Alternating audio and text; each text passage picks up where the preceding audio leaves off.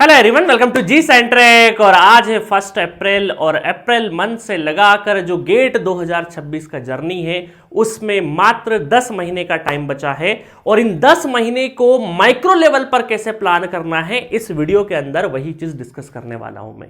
इस वीडियो में मैं आपको बताऊंगा कि इलेक्ट्रिकल ईसी इंस्ट्रूमेंटेशन वाले तीनों ब्रांच के स्टूडेंट गेट 2026 में किस तरीके से अंडर 500, अंडर 200, अंडर 100 रैंक कैसे ला सकते हैं, किस तरीके से आपको अपने ये 10 महीने किस तरीके से प्लान करने हैं, बिल्कुल माइक्रो लेवल पे आपको मैं 4 फेजेस में बताऊंगा। तो इस पूरे जर्नी को मैंने अप्रैल से लगा के गेट 2026 तक की जर्नी को 4 फेज में डिवाइड किया है। Phase number 1, 2, 3, 4।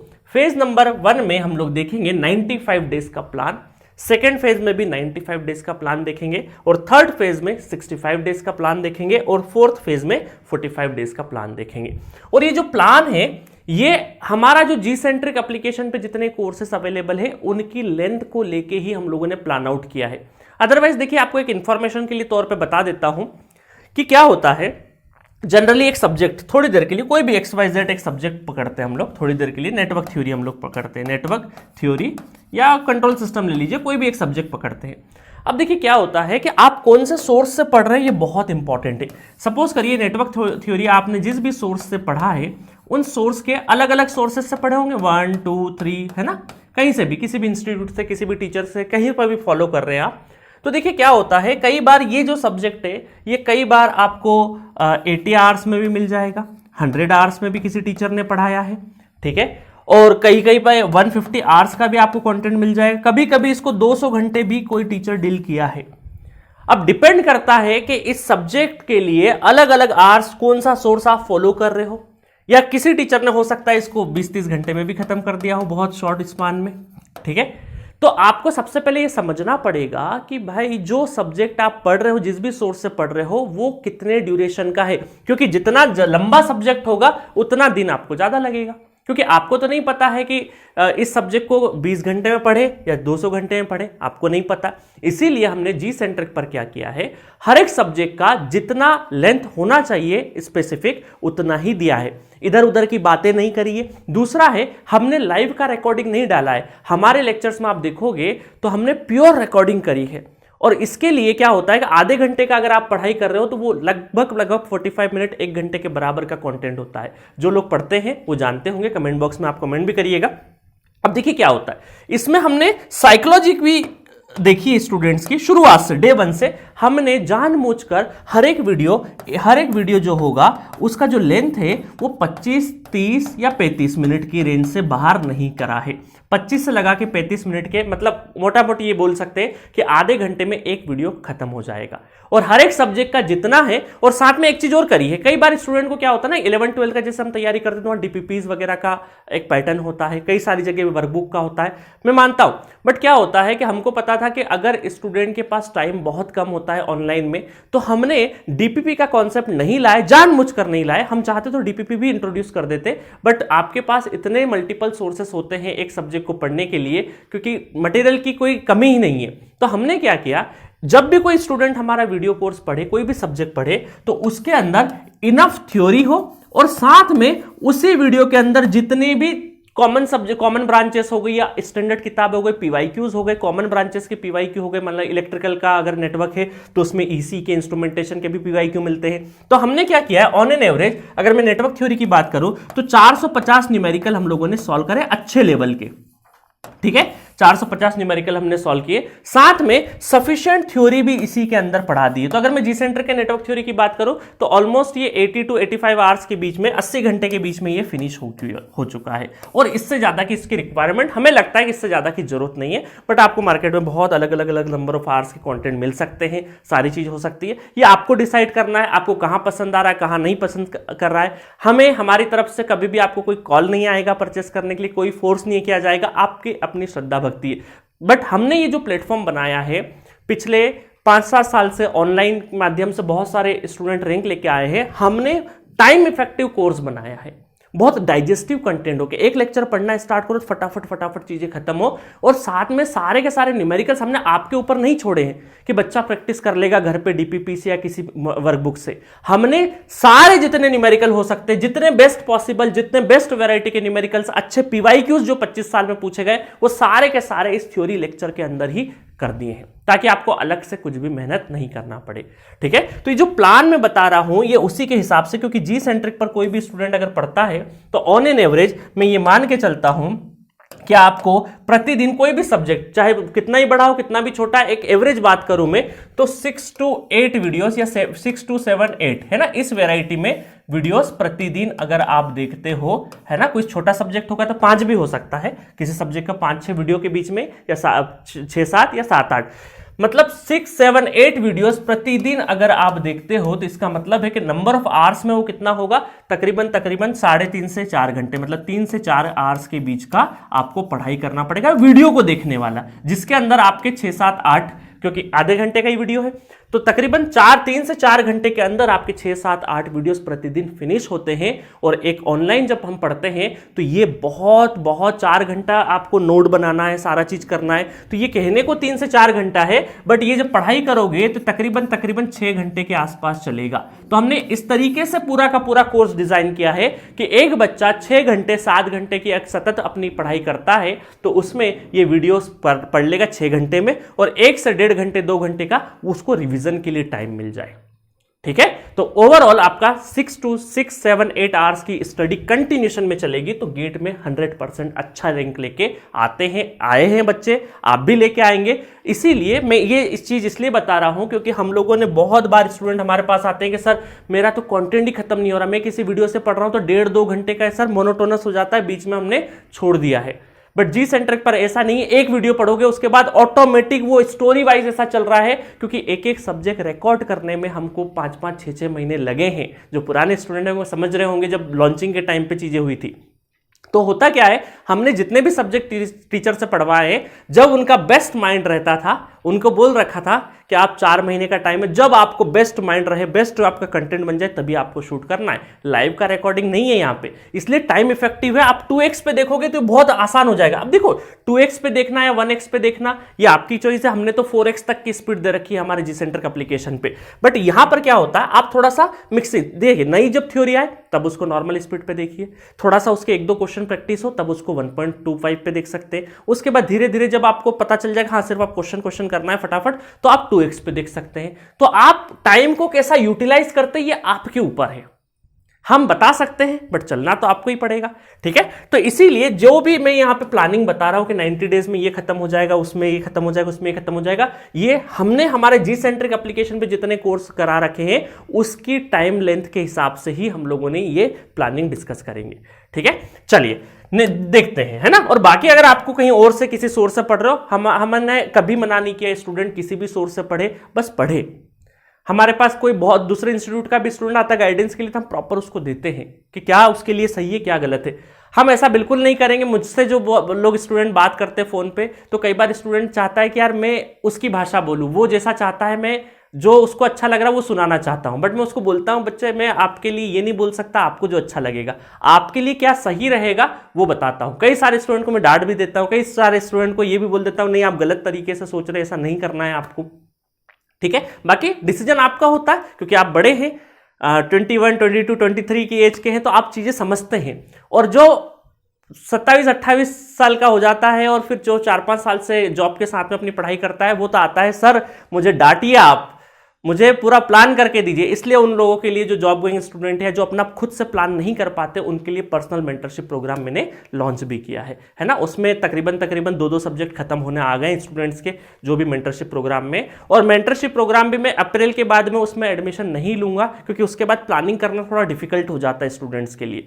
ठीक है, तो जिनको भी ज्वाइन करना है, व्हाट्सएप नंबर है ऑफिशियल आपके पास, उस पर आप अपना रिक्वेस्ट भेज सकते हैं। ठीक है, चलिए अब चले अब स्ट्रेटेजी के ऊपर। तो फर्स्ट फेज की स्ट्रेटेजी देखते हैं 95 डेज की। देखिएगा, तो यहां पर अप्रैल के 30 दिन, मई, जून और जुलाई के सिर्फ 5 दिन।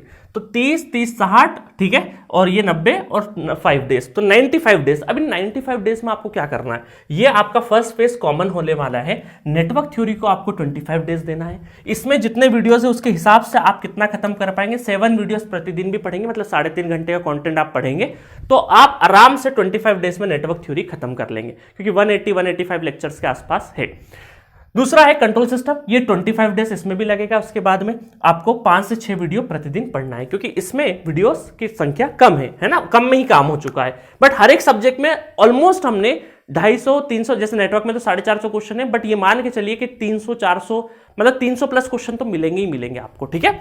दूसरा है, थर्ड नंबर पे आपको करना है डिजिटल इलेक्ट्रॉनिक्स, ये कॉमन है, इलेक्ट्रिकल, ईसी, इंस्ट्रूमेंटेशन। आपको तीनों ब्रांचेस के लिए 25 आज से काउंट कर लीजिए, 1 अप्रैल से 25 अप्रैल तक आपको नेटवर्क थ्योरी खत्म करना है, फिर कंट्रोल सिस्टम, फिर डिजिटल, फिर सिग्नल। सिग्नल थोड़ा सा बड़ा, डिजिटल छोटा, इस वजह से 20 डेज का टाइम दिया है, उसमें 6 वीडियो प्रतिदिन देखेंगे तो आपका डिजिटल इलेक्ट्रॉनिक्स फिनिश हो जाएगा। Signal and system 6 to 7 videos देखेंगे तो आपका 25 डेज में सिग्नल एंड सिस्टम भी फिनिश हो जाएगा। तो पहले फेज में हमें क्या करना है, इजी और स्कोरिंग सब्जेक्ट्स को निपटाना है। तो 95 डेज में नेटवर्क, कंट्रोल, डिजिटल, सिग्नल।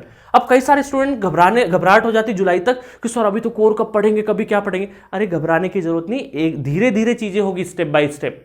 नहीं तो क्या होता है, यही गलती स्टूडेंट करते गेट की तैयारी में कि एक सब्जेक्ट 2 सब्जेक्ट पढ़ा, उसके बाद मल्टीपल सब्जेक्ट चालू कर देंगे, फिर कभी कोर सब्जेक्ट चालू कर देंगे, रैंडम पढ़ाई करना स्टार्ट कर देते हैं, और यही गलती होती है।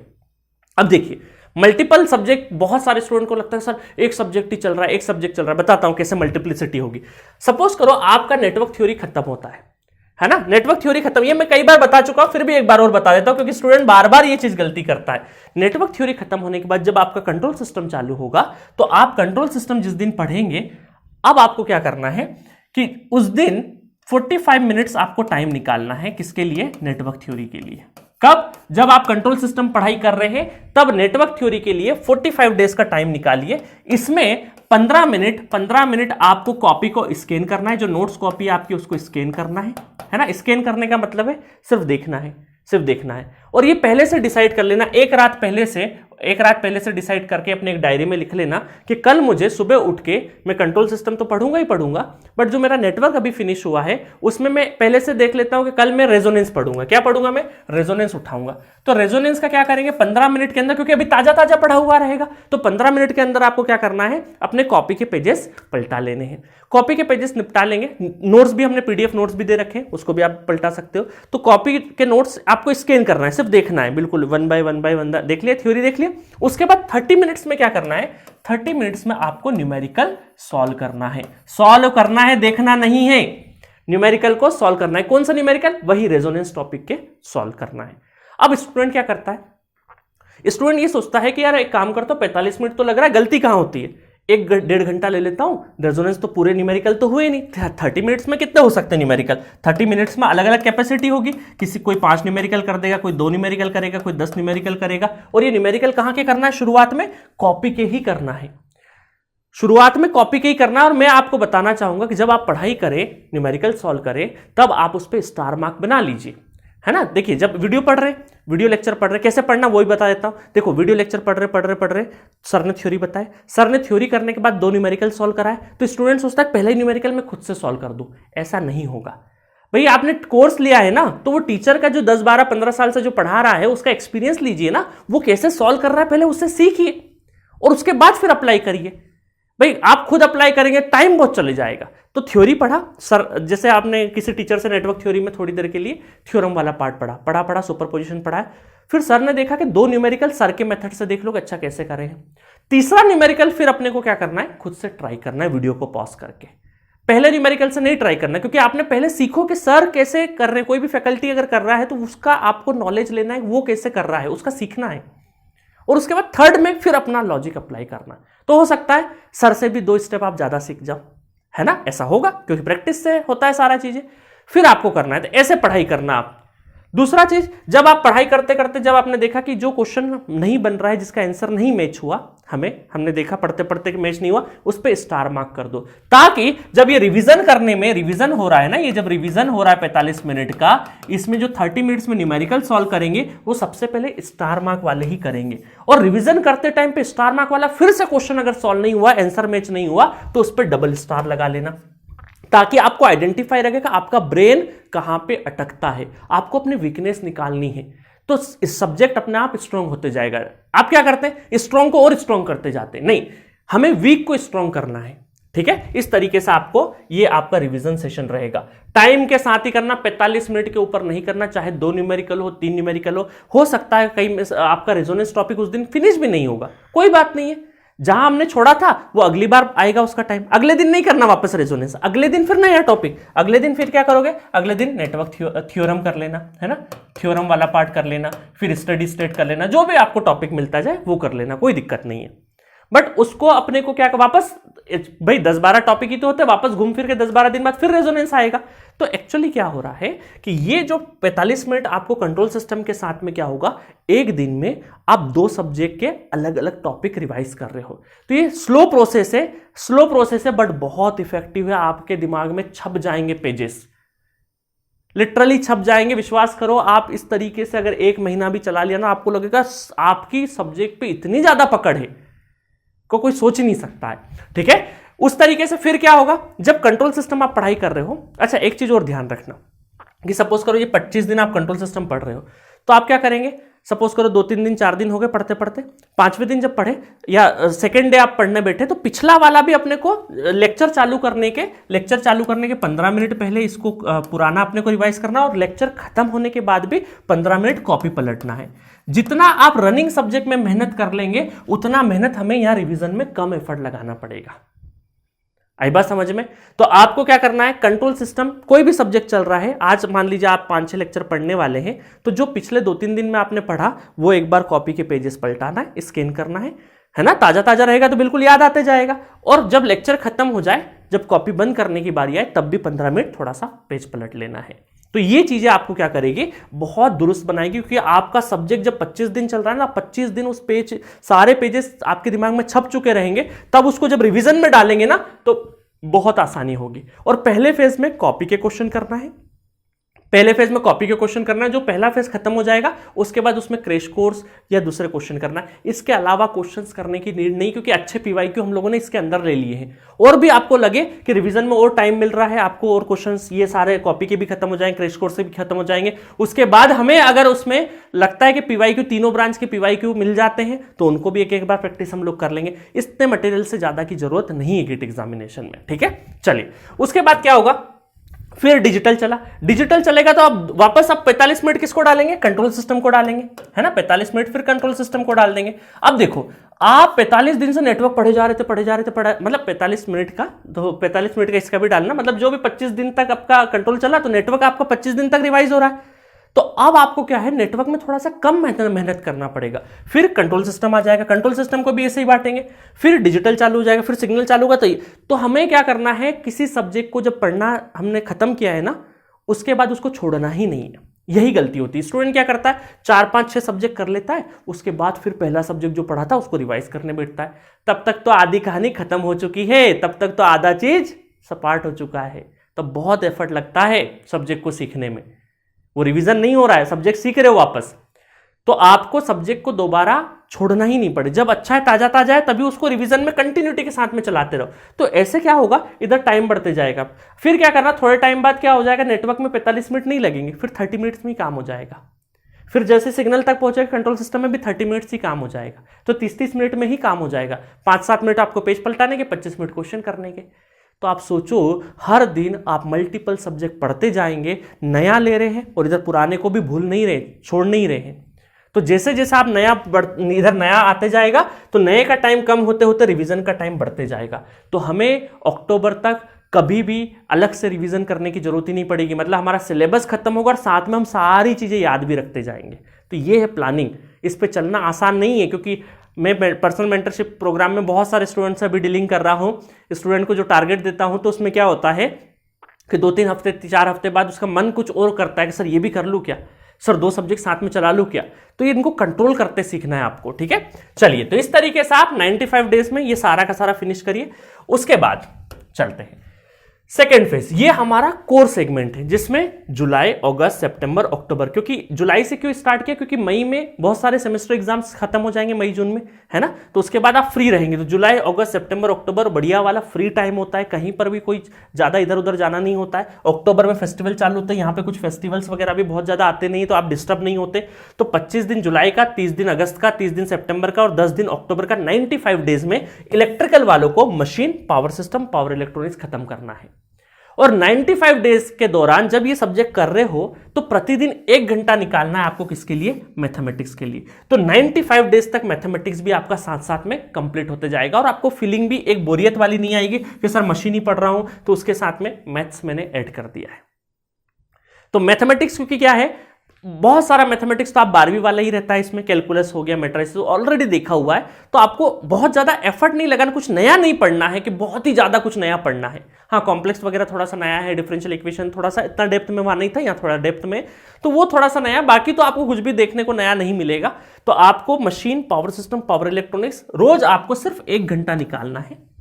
1 घंटे में 1 वीडियो, 2 वीडियो जो भी देख लिया हो उस तरीके से आपको, क्योंकि मैथ्स आपको बाद में इसलिए करने को बोलते हैं क्योंकि मैथ्स में ज्यादा आपको रिवाइज करने की जरूरत नहीं पड़ती है। जिसको कम रिवाइज करने की जरूरत पड़ेगी उसको हम थोड़ा सा धीरे धीरे चलाएंगे, कोई दिक्कत नहीं।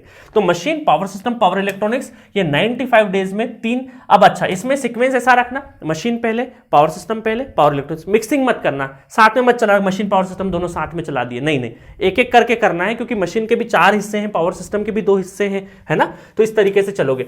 पावर इलेक्ट्रॉनिक्स हालांकि 80 आवर्स का ही है ना, मैं इनके आवर्स भी आपको बता देता हूं। तकरीबन ये 90 आवर्स का है, ये 90 नहीं, ये तकरीबन 1110 आवर्स का पहुंचेगा, ये ऑलमोस्ट 90 आवर्स और ये 80 आवर्स, ये इस तरीके से हमारे यहाँ पे अवेलेबल है, ठीक है। और 900 क्वेश्चन है, तीनों को मिला के 900 क्वेश्चंस मैंने डिस्कस करे और तीनों सब्जेक्ट मैंने ही पढ़ा है, बेहतरीन तरीके से पढ़ा है, इससे बाहर कुछ नहीं करना है आपको, ठीक है।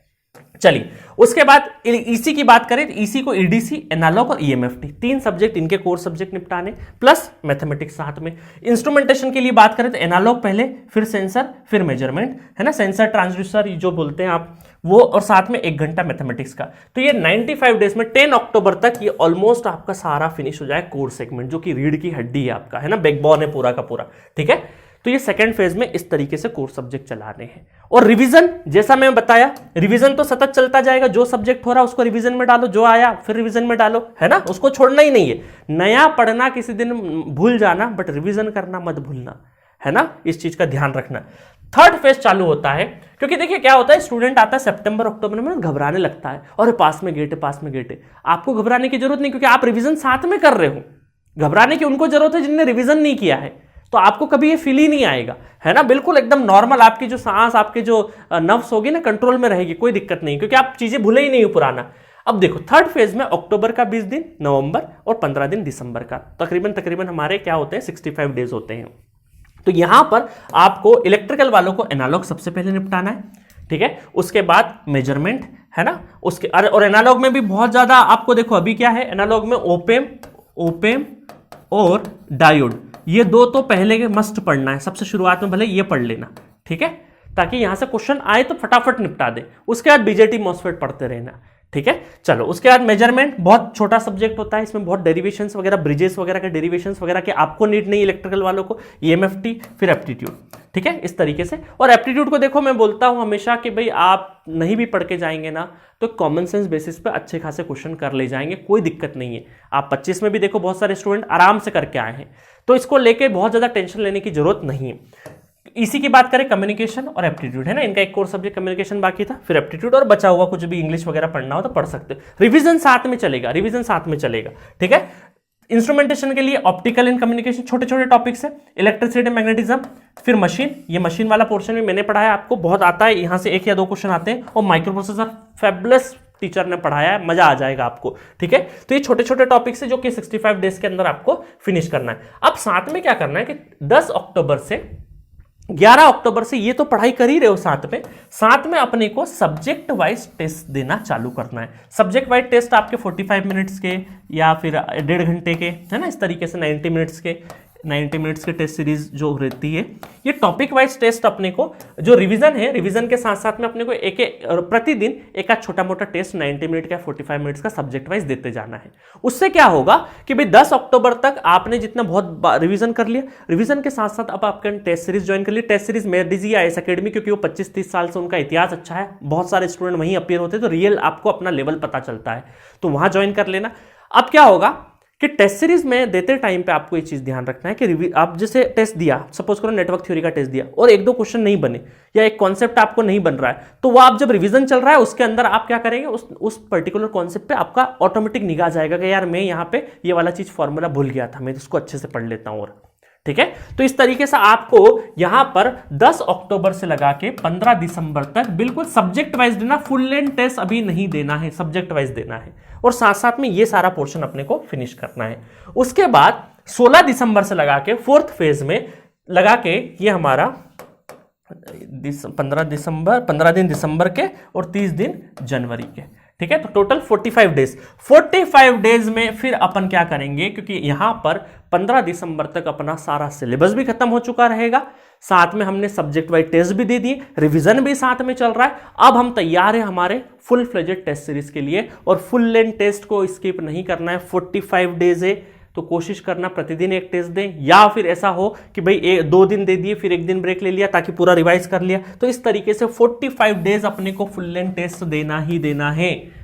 आगे चल के धीरे धीरे जब 10 जनवरी के बाद हो सकता है दिन में 2 टेस्ट अपने को फुल लेंथ देना है, ताकि अपनी जो सीटिंग कैपेसिटी वो बढ़े। 6-6 घंटे अपन टेस्ट देंगे ताकि 3 घंटे का टेस्ट बहुत छोटा लगे आपको, है ना। तो फुल लेंथ इन 45 दिन में पूरा का पूरा हमें फुल लेंथ टेस्ट देना है, अच्छे से स्कोर करना है, अपनी नर्व्स पे कंट्रोल करना है, टाइमर को कैसे कैच करना है, इन सब चीजों की ट्रेनिंग चलेगी। तो देखिए क्या होता है, कॉम्पिटिटिव एग्जाम्स होता है ना, उसमें एक ट्रेनिंग चाहिए, आपके दिमाग को एक ट्रेनिंग प्रोग्राम के तहत ट्रेन करना पड़ता है। अगर वो नहीं करोगे तो आपका सिलेक्शन नहीं होगा, क्योंकि सिलेबस कंप्लीट करने वाली जनता तो बहुत है, बट क्या कारण है कि सिलेक्शन नहीं होता है, इसी वजह से कि छोटे छोटे जो प्रिपरेशन में जो अपार्ट फ्रॉम एकेडमिक जो प्लानिंग वाला हिस्सा होता है ना, वो बहुत इंपॉर्टेंट है। नहीं तो सिलेबस कंप्लीट करने से मात्र सिलेक्शन नहीं होगा आपका, ठीक है। चलिए, बाकी पर्सनल मेंटरशिप प्रोग्राम में किसी को आना है तो सिर्फ अप्रैल में ही एडमिशन लूंगा, इसके अलावा नहीं लूंगा, क्योंकि इसके बाद फिर प्लानिंग करना थोड़ा डिफिकल्ट हो जाता है ना। जिसको भी ज्वाइन करना है 623255 इस पे व्हाट्सएप कर देना। एप्लीकेशन पे भी हमने पर्सनल मेंटरशिप का वो बना रखा है, बट वहां पे पेमेंट नहीं होता, सिर्फ इन्फॉर्मेशन के लिए दे रखा है। बट 1 रुपीज वो हमें बिना पेमेंट के हम कोर्स क्रिएट नहीं कर सकते, इस वजह से 1 रुपीज का हमने दे रखा है। अदरवाइज पर्सनल मेंटरशिप प्रोग्राम इसलिए हमने अलग से रखा है व्हाट्सएप पे, ताकि हम उसको प्रॉपर इन्फॉर्मेशन दे दे, पहले पूरा डिटेल वीडियो जो पर्सनल मेंटरशिप का है वो देख ले। इसमें भी मैं कॉमेंट बॉक्स में डाल दूंगा, वो भी आप देख लीजिएगा। वो देखना, पर्पस पहले जानना, उसके बाद ही प्रोग्राम ज्वाइन करना है, ठीक है। तो बस ये पूरा का पूरा जो प्लानिंग है आपका अप्रैल से लगा के 2026 तक का, अभी तक जो हो चुका है उसको छोड़ो, अब नई शुरुआत करो, दिमाग को रीसेट करो और चालू हो जाओ। अप्रैल से लगा के गेट 2026 तक सांस नहीं लेना है। मतलब किस वाली सांस, जो हमारे दूसरी सांस लेते हैं ना, बिल्कुल हवाओं में इंजॉयफुल मोमेंट जीते हैं, वो सब चीजें छोड़ो। सिंसियरिटी के साथ में आप अपने दिनचर्या का 6 से 7 घंटा देने लग जाओ। धीरे धीरे मोमेंटम आ जाएगा। अभी ऐसा लगेगा कि यार पता नहीं पहाड़ जैसा सिलेबस कैसे होगा, कर पाऊंगा कि नहीं, 1 सब्जेक्ट होगा, 2 होगा, 3 होगा, ऑटोमेटिक कॉन्फिडेंस चालू होगा आपका, ठीक है। और भी कोई डाउट्स, क्वेरी, कुछ भी सजेशन जी सेंटर ऐप के चैट बॉक्स पे आप डालिएगा, मैं वहां पे रिप्लाई कर दूंगा, ठीक है। मेरी तरफ से आपको शुभकामनाएं। इस फॉलो करना, क्योंकि सुनने से कुछ नहीं होता है। इमोशंस के साथ में 10 दिन चालू करोगे, बट उसको अगर कंटिन्यू नहीं करोगे तो कुछ मतलब का नहीं है वीडियो, ठीक है guys. All the best, thank you so much.